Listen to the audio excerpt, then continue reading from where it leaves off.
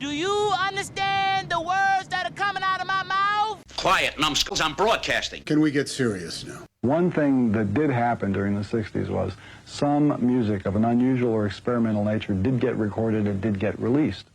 Now look at who the executives were in those companies at those times. Not hip young guys. These were cigar-chomping old guys who looked at the product that came and said, I don't know. Who knows what it is? Record it, stick it out. If it sells, all right. We were better off with those guys than we are now with the supposedly hip young executives who are making the decisions of what people should see and hear in the marketplace. Success in the music business begins with a dream, a vision. This podcast will give you, the listener, the insight and tools to turn that vision into a reality. Meet the industry professionals who work day by day behind the scenes, helping to make those dreams come true. Welcome to the business side of music.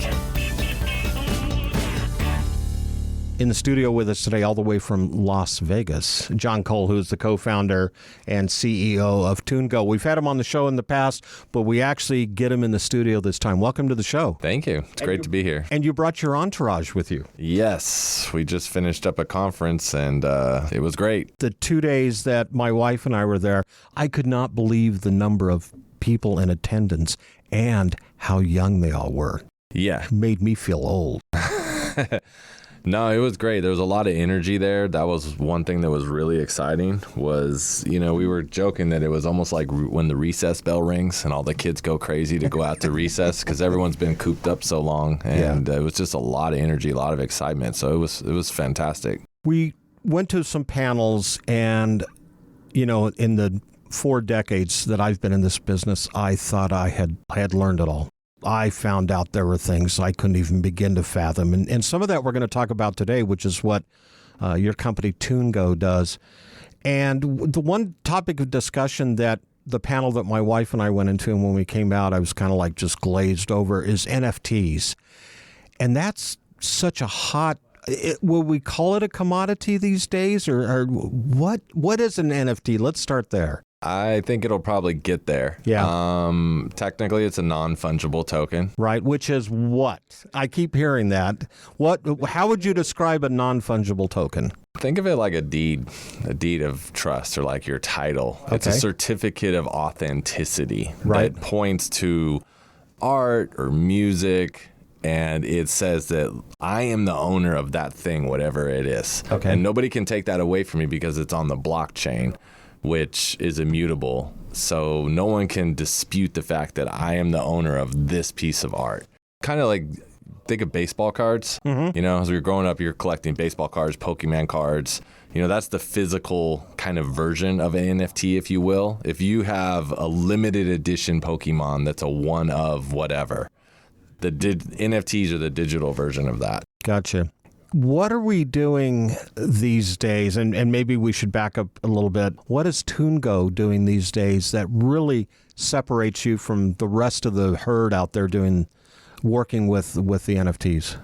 Well, the NFTs really just exploded on the scene, call it over the starting in 2021 is when it started to take off. There were early adopters that were in it earlier. Maybe 2019 and 20, but it really started to take off around 2019. So you have a lot of people that are naturally jumping into the space. The revenue exploded. So in 2020, there was about less than $100 million worth of NFTs sold. In 2021, there was $25 billion worth of NFTs with a B. Yeah. So I've never even heard of any industry with that type of growth. So naturally, you're going to have a lot of players that are jumping in. Where I think that TuneGO is much different is that we were focused on securing music assets and protecting creative rights going back to 2017. So we have an engine that fits in perfectly with the whole Web3 space, with NFTs. We were focused on solving problems for artists before NFTs were even a word or even became really a thing. And so I think that TuneGO has a different approach and perspective. We have a respect for the art. We have a deep respect for the artist. And we have an understanding of creative rights. And we take that knowledge and experience and all the tech that we've built over the last 4 years, and we've built an NFT Web3 layer on top of that patented TuneGO Vault. So where a lot of other players are entering the space, they're coming in and saying, we could do an NFT, we can do an NFT. When we go to talk to clients, which are record labels, music publishers, celebrity artists, unknown independent artists, I think we connect more with them because we have appreciation for what they do. And we start with the fact that, look, let's protect your assets, your creative rights, and then let's leverage the excitement of NFTs so that you can have a new revenue stream for your music. And you can leverage the excitement of NFTs to be like a lightning rod that can bring attention to your art. And that's I think a critical piece to it is that there's so much excitement around the space that it really serves as a powerful marketing tool for you. You know, like really, if you're an independent artist, releasing a song probably doesn't make much news. If you're releasing a song with a interesting NFT strategy, there's some interest there, you know? So it helps to, I think, as an artist for you to promote and market whatever you're working on. And that's where I think we have a full understanding of that. And like I said, a respect for that. So I think that we just have a different approach. And we have tech that we've been working on for 5 years now. We have 7 patents. We have over 200 intellectual property claims. We've been having these conversations with the industry for years. So we're really, NFTs is so new. We're like the old people in the room. We've got the experience. When did TuneGO start? When did you guys open your doors originally? Was it before this? Yeah, we actually started quite a long time ago in 2013. Our original technology platform was designed to be a credit score for unknown independent artists. And our whole mission was to help independent artists get discovered. So our concept was, let's collect a lot of data from all over the web. Let's use that data to create a credit score. And then we can go to the labels and we can say, look, here's an independent artist that's not on your radar that should be. And so you should look to them, maybe sign them, whatever it is. We built all that tech out. We started talking to everyone in the industry. And we quickly realized that the labels, quite frankly, weren't that interested in it. And it really wasn't a scalable model. The labels sign 600 to 700 artists a year. 25% of those are gone by the first year. Right.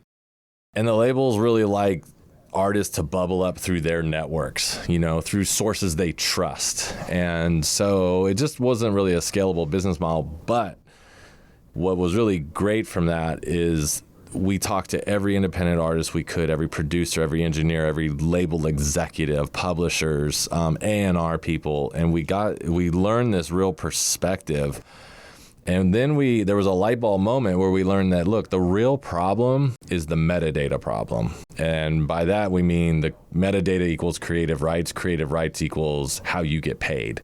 Every year, there's billions of dollars in music royalties that are collected that don't even make it back to the actual creators. So that was our aha moment. We said, okay, the credit score to get you discovered is not a real business that, you know, has longevity or scalability.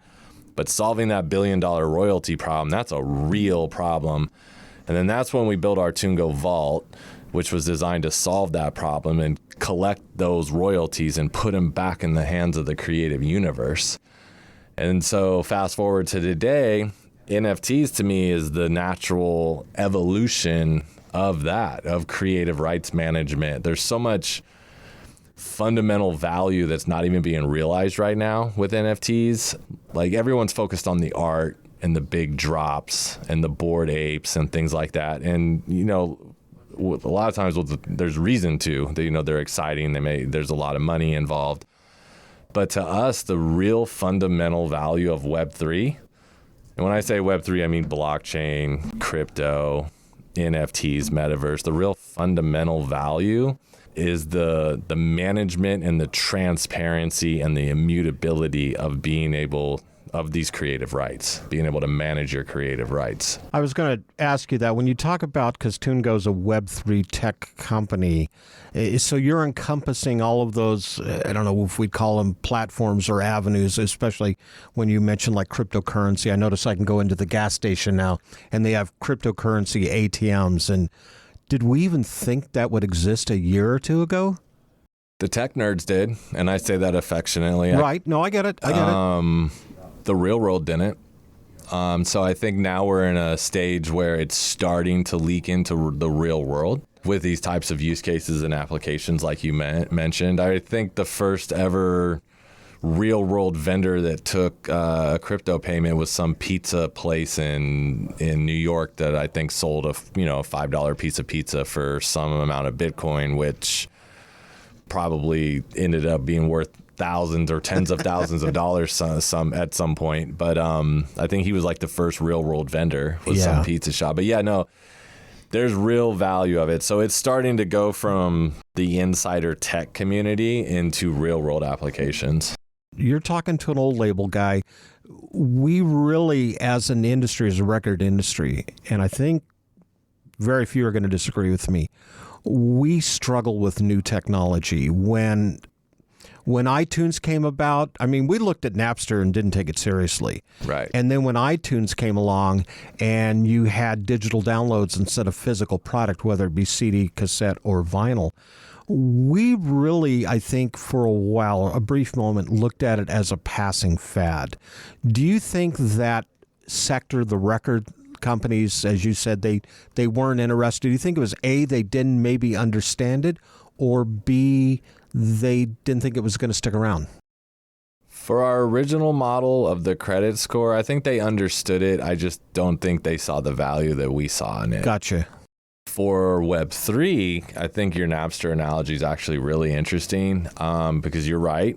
Typically, the music industry is very slow to adopt tech. But I think they might have learned their lesson with Web3. Napster's a great example. To me, most record labels still don't understand the real value of Napster. I remember when the record labels were fighting with Napster, and Metallica was fighting with Napster and everybody, and it seemed to me like the record label CFOs were the ones banging the drums, saying, we're missing the royalties, we're missing the royalties, we're missing the royalties. But look at what they really missed. What did they miss? They missed the fact that the consumer it wasn't that the consumer wanted to pirate music. The consumer wanted access to everything, all the music. Right. And so at a reasonable price, too. They were fine to pay a reasonable price. So the record label missed the point of consumer access. They got stuck with chasing the royalties, which I understand. I completely understand that. But I think they missed that phenomenon. And what happened is you had a platform like Spotify come out. I mean, first, obviously, with iTunes, and then Spotify, which essentially now owns music distribution.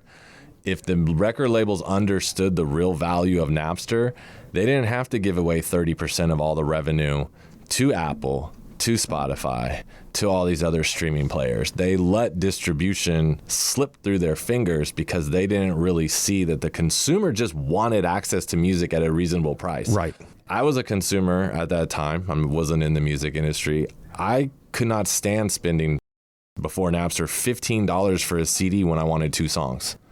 That used to drive me crazy, So I think with the benefit of that is I feel like the music industry, the record labels have learned their lesson. I think that with the Web3 phenomenon, they're educating themselves at an infinitely faster pace. Aha, okay. They're also we're having conversations right now. We're in discussions with, you name it, majors, publishers, boutique labels that are household names, and everyone in between. And there's some that really understand the space very well. They haven't maybe jumped into the pool yet, but you can have a very sophisticated technology conversation with them. There's others who say, you know what? I don't get it, but I'm not missing this boat. And so they'll look to a few people on the team that know the most, and they'll say, does this feel right? Okay, let's start to experiment. So I think that the whole Napster thing coming full circle, it taught the record labels that, you know what, maybe experimenting is not a bad thing. And I think they're taking a page out of the technology book where it's like, let's get in this and let's not rush, but let's make sure that this doesn't slip by us so we lose more and more control and more power. And that's a good thing for where we're at, because we're seeing a phenomenal response like to the TuneGo product and a very openness and willingness to adopt it and move forward. In the studio with us today here in Nashville, Tennessee, John Kohl, who is the CEO and founder of TuneGo. Hi, this is David Stark, editor and publisher of Songlink International, writer of the book It's All Too Much About Me and the Beatles, and drummer with the Trembling Wilburys tribute band. And you're going to hear all about this in my talk with Bob on the business side of music. You're listening to the business side of music. As a musician, you have a dream, that vision of what success looks like for you. Though it's not only about the money, money is part of it. Whether you've been extremely successful or you're just striving to maintain a regular cash flow, you need a plan. Money Concepts can help you develop a customized plan to achieve the financial stability and success you want. For over 40 years, Money Concepts has been providing holistic financial planning services to individuals, families, and business owners. As an independent firm, Money Concepts and their associates are committed to always represent the best interest of the client. It's really about a committed, benevolent interest in them personally. This independence, coupled with that committed, benevolent interest, means they represent you, the client, not a product supplier. It's not about selling products, it's about helping you achieve success. To learn how this can benefit you, contact my buddy, John Adams, with Money Concepts at 737-867-9309. That's 737-867-9309. You can also email John at jadams@moneyconcepts.com. Hi, everyone. I'm Larry Butler, and I want to send you a free digital copy of my new book, The Singer-Songwriter Rulebook, 101 Ways to Help You Improve Your Chances of Success. That's right. Everything you need to know to launch your career as a singer-songwriter, all based on my 40 years in the live performance arena. And believe me, I've seen it all. In my book, you'll find the 10 things you have to deal with before even thinking about becoming a singer-songwriter performer. You'll also learn about the 5 things every singer-songwriter can do this weekend to make their live show better. 5 things I can guarantee that you are not doing already. Plus, there's tips on songwriting and staging, photo and video shoots, publishing, merch, dozens of other topics, all written for people who don't particularly like to read. And again, it's free. Just go to the Business Side of Music website homepage and look for my book cover. Click on it, and a free digital copy of my book will be yours. I'm Larry Butler, and I approve of this message. You're listening to the business side of music. Let's jump back into the independent artist, NFTs. How accessible is this for, maybe I should back up a little bit and say, the independent artist does not have the issues of the gatekeepers like they did 20 years ago, 30 years ago, or maybe even 10. You don't necessarily need that record deal, or at least the traditional record deal like you used to. How does an item such as an NFT come into play to help the independent artist, and how easy is it for that independent artist to start ramping that up and getting it out there and becoming a revenue stream for him? That's a great question. So, admitted, the music industry, again, is not as advanced as the art world when it comes to Web3 and NFTs. I think our platform is really going to pioneer the user-friendly model that's going to onboard a lot of these creators. We make it so easy you don't even know you're doing Web3 or NFTs. It's just like a normal web experience. I think the real value to these artists is the independent artists have learned to leverage social platforms to build their communities. NFTs really enhance that in a powerful way. And what I mean by that is one of the key words in the NFT world is utility. Utility essentially means, as an NFT owner, what do I get? Aside from the actual thing that I own, like the baseball card, the Pokemon card, what do I actually get? It's these extra features. So if you're an independent artist, things like doing live Discords or live Twitter spaces, speaking to your fans in ways that you haven't. I'm not talking about a post on Instagram. I'm saying like actually a virtual, like, you know, where we live in a Zoom world these days. Literally getting on a Zoom with your fans is utility. Because what do fans want more than anything in the world? I would think that interaction with the artist. Exactly. And you know what? The music industry has been trying to figure out for decades on how to have that enhanced VIP fan club experience. That intimacy. The intimacy. Yeah. And so that level of intimacy and connection with the artist is the ultimate form of utility, in my opinion. And now there's actually tech that can facilitate that. And so that's really exciting. If you're an independent artist, you have 100 fans. Well, if you give them this really engaging, powerful form of utility, that 100 turns into 200, that 2 turns into 4, the 4 into 8. So you can now use the multiplier effect to start to grow your audience in ways that you couldn't before. And that's powerful. That was one of the terms that kept getting thrown around at the conference this week was the multiplier. And that seems to be really important, especially when you're building your audience and super fans. We talked about that a little bit.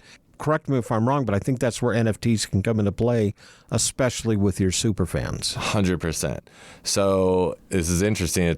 There's a couple levels of that. There's the independent level, and then even with the labels, we've just had a week's worth of conversations with them. And what's interesting is that most of the labels don't really know their fans.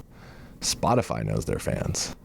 Apple Music knows their fans. TikTok knows their fans. Instagram knows their fans, because those are the platforms that have all the data.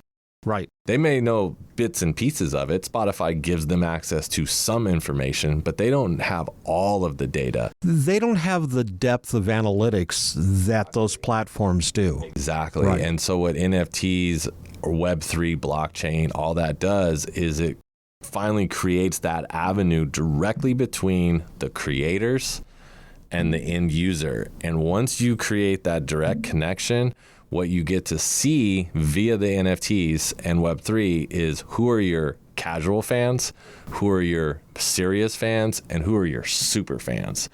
And the foundation that lays is incredible. Now your marketing and promotional campaigns are much more effective. Essentially, the opportunity is for the creative universe to take control back.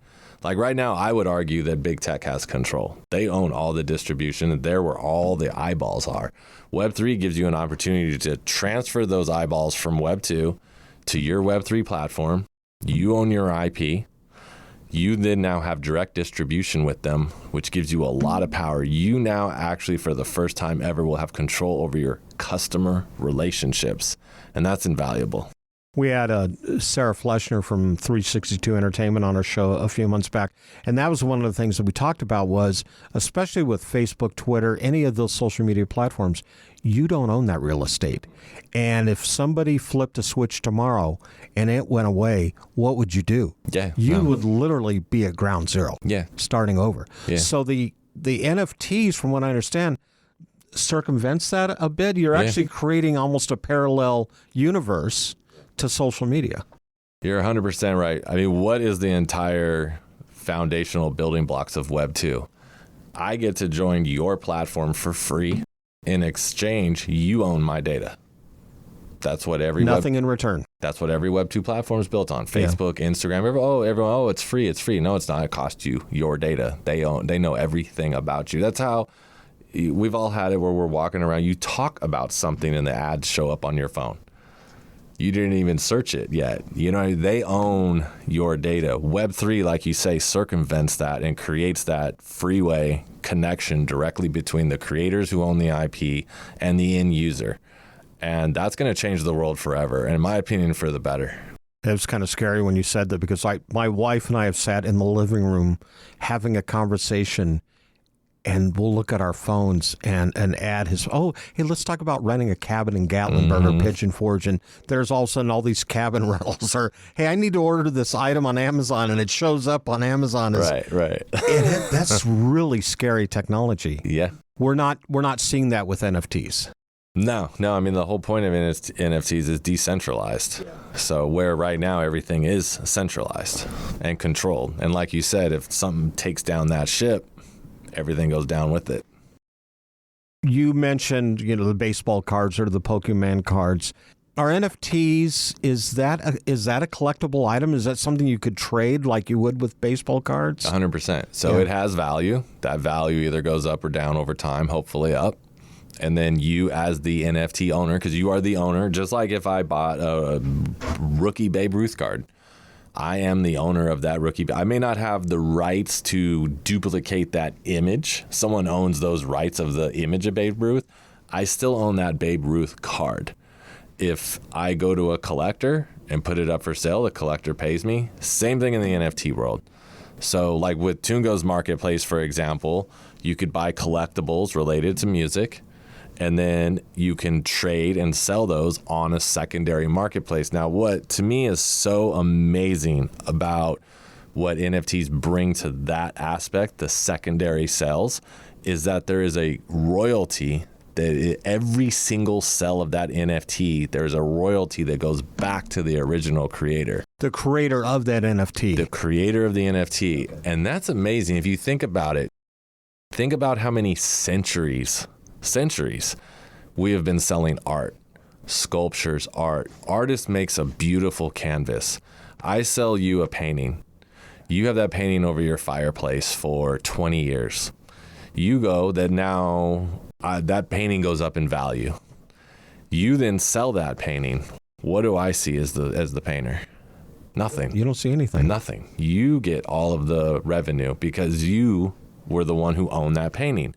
With NFTs, think about it, that changes centuries of precedent in the art world, which is really cool. With NFTs, you go to sell that art, that NFT, and myself as the creator, I get a royalty off of that. And that's another great thing that I think NFTs has brought to the equation. Without having to fight the recoupables that the record labels, and I bring that up a lot, and I'm not beating up on record labels, but that accounting that you have to go through to get whatever your royalty, this seems to be a lot simpler process than it would be as if you had a deal. Yeah, yes and no. Okay. With the record labels, they'll still have to account for the recoups and all of that. Sure. So if you're an independent artist, yes. If you're with a record label, the NFT revenue is still revenue. Just like there's streaming revenue, there's radio, there's sync, there's downloads, there's all these different forms of revenue. NFTs is another form of layer. So if you have a record deal where you have a recoup, the labels are going to have to figure out how that applies. Do you see NFTs as part of the record deal down the road? 100%. Yeah. As a matter of fact, every conversation we have eventually leads to the attorneys. The attorneys are all scratching their head. They're probably the ones that are have it figured out the least, to be quite honest. There's arguments on all sides of the coin. I think some are valid, some are less valid, but there's a lot of conversations around that piece of it. Guaranteed, though, in the agreements going forward, NFTs is going to be in the contracts. In the studio with us today, John Kohl, who is the co-founder and CEO of TuneGo. Hey, this is Dave Ratner from Creative Law Network. Check out my episode on the business side of music. You're listening to the business side of music. Since 1963, Korg has been creating new experiences in music and performance. That is what drove the creation of some of Korg's most legendary products, such as the Poly 6, the M1, the Electribe, the Triton, the Minilogue, the Kronos, Wave State, Op6, and most recently the Nautilus, which is what we have here in our studio. Korg is dedicated to creating new, innovative, and uncompromising instruments which maintain the highest quality to inspire music makers, past, present, and future. Visit Korg.com or your favorite Korg dealer to get your hands on one of their products and start creating new music always. Korg, the official sponsor of the business side of music. Whether you consider yourself a musician or not, music is all around us, and it affects our everyday lives, whether it's background music influencing our shopping habits in a store, organ music adding the vibe to a baseball game, or a playlist convincing us to keep going on that last mile of a run. I'm Mindy Peterson, host of the podcast Enhance Life with Music, where we take a holistic look at music's benefits through the lens of science and medicine, entertainment, and business.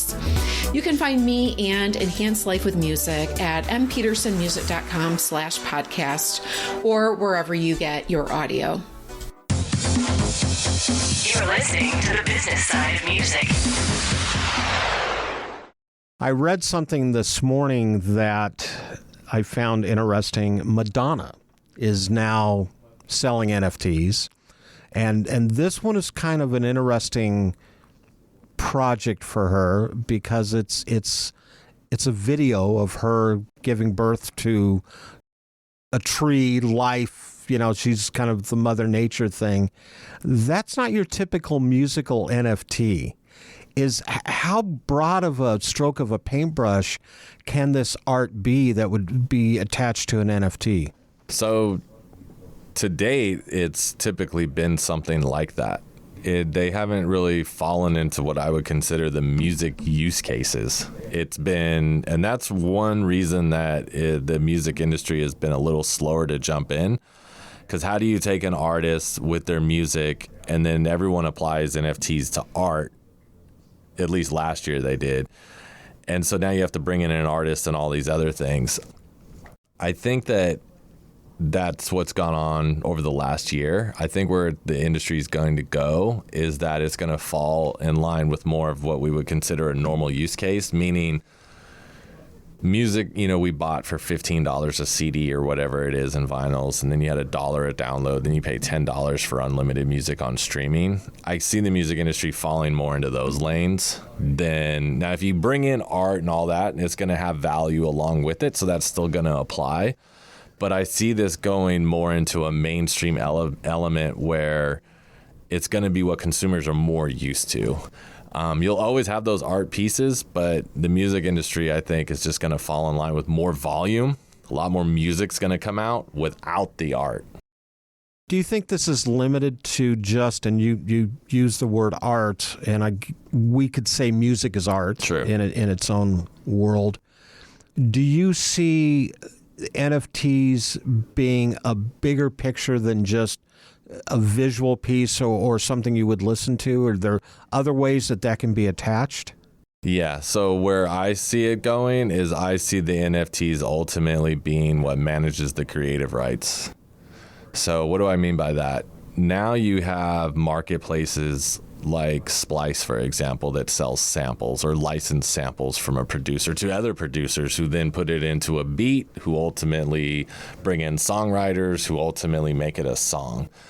Those original producers, you know, typically they want a piece of the publishing, a piece of the master, and maybe a small upfront fee to license that song.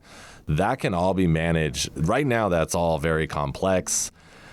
The tracking of all those rights is it's difficult to do. It's very everything's fragmented. To me, that's where Web3, blockchain, NFTs can come in and clean up all of that, make it 100% transparent. Everything's handled through the smart contracts. Nobody can dispute that producer A should get X amount of publishing because it's all there on the blockchain. Right. Before it was even a completed song. And then via the blockchain and the smart contracts, you can actually then distribute that money transparently to all of the different rights holders. So that's where I see the industry going, is I see art brought a lot of attention, and to me, music is art too. In the NFT conversation, I kind of separate them into digital art and music. I see art made a lot of noise, brought a lot of attention, generated a lot of revenue, and that's great because now people started paying attention. But the real fundamental value in Tungo's opinion, of the blockchain and NFTs is ultimately the transparent management of creative rights and distribution of royalties. And I think that the blockchain is going to clean up that billion-dollar problem that we were talking about earlier. Do you see NFTs being a source of funding a future project? Yes. Something that hasn't been created yet? 100%. So NFTs right now, there's a couple platforms that are doing it, but they will sell fractional shares of the master or the publishing. And so that is a potential avenue that's great for an artist that maybe doesn't have a label that has the budget behind them. And so you can essentially sell a portion of your IP, no different than if you're a startup. You're a startup, you have an amazing idea. You don't have the money. What do? You have to go to investors. What do the investors want? They want a piece of the company. So I see NFTs being a management mechanism, much in that same regard. I have some great art in the form of music. I don't have a budget to record it, to shoot videos, to do whatever I want to do, to market it, to promote it, so I can sell equity in my song. And that's something that is going to shake out over time, but I see that as being a future application. Obviously, your fan base is someone that you would send that to, but are there entities out there that are going, hey, I think this might, like we mentioned the word in the beginning, commodity brokers or stockbrokers that would say, I think this might be a smart move out there? Oh, yeah. I mean, and that's really, I think over the last maybe 5-6 years, maybe even a couple years longer, I think that just pure investors have really started to learn about the value of music. And, I think we're all familiar with all these catalog sales. I mean, music is such a highly investable asset, especially in the digital world. With streaming, you can actually kind of project future royalties, and that streaming's not really going away. It's expanding the entire music industry, essentially, because it puts music in the palm of your hand. When you had physical distribution, you just couldn't get music to everyone in the world. Now everybody has a cell phone. Right. Everyone can download an app, get all the music. So there's a lot more revenue potential. That's why these catalogs, they used to go for, I think, 6 times earnings. Now they go for 50 to 20 times earnings. 15 to 20 times earnings. There's huge value in this digital era of music. So investors have taken notice of this. Every week you hear about somebody sold their catalog for $140 million, $500 million, $600 million. This company was bought for $1 billion and things like that. So that's now, I'll just use the term Wall Street, but that's now gotten the attention of investors. Yeah. And so investors can look at music now, I think, in different ways, meaning they can look at them as assets that can actually have value over time. What's next for TuneGO and your team? We almost can't keep up with our demand at this point. It's just around the clock. We're in the process of onboarding everybody from your independent bedroom producer and artist to your celebrity superstar to publishers and labels. There's that, I don't want to miss this technology boat. So there's a very acute interest in adopting Web3. We had a running start because we already had a platform with 7 patents that was built. Even though we didn't predict this whole Web3 phenomenon, it seems like we did, because our back engine, that vault for the creative rights and managing all the assets, almost seems like it was built for the Web3 era. It's such a perfect fit. Yeah, that's what it sounds like. Yeah. You did all the heavy lifting before this even started. Yeah. And then we even saw this coming. I mean, we started building our Web3 layer on top of our vault about 16 months ago, which again is way early in the game. So for us, our current stage is just we're bringing companies on board. We're entering a growth phase, and I expect the next 2 years to be, we're going to grow pretty fast. And you survived the conference this week, the Music Business Association conference. Yeah. No, we did. No, it was great. Like I said, the energy was great. We are the Web3 music platform, so naturally everyone wanted to talk to us. I mean, we just, hey, how you doing? You do Web3? Yes, okay, I need to talk. It was it was a very easy conversation opener, but we had a lot of interest. We talked to a lot of great people. So many people have so many great ideas. They have great art. Everyone's been cooped up for the last 2 years, so there's this energy out there. Everyone's ready to get back out there, get their art out there, start engaging with people.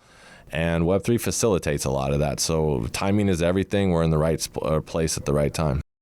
Nothing but the best of luck for you guys. Thank you. Appreciate it. Keep up the good work. Thank you. The Business Side of Music is the creation of Tom Sabella and Tracy Snow and is produced by Bob Bender. The Business Side of Music is recorded at Music Dog Studios in Nashville, Tennessee. Production sound design by Keith Stark. Voiceover and promo by Lisa Fuson.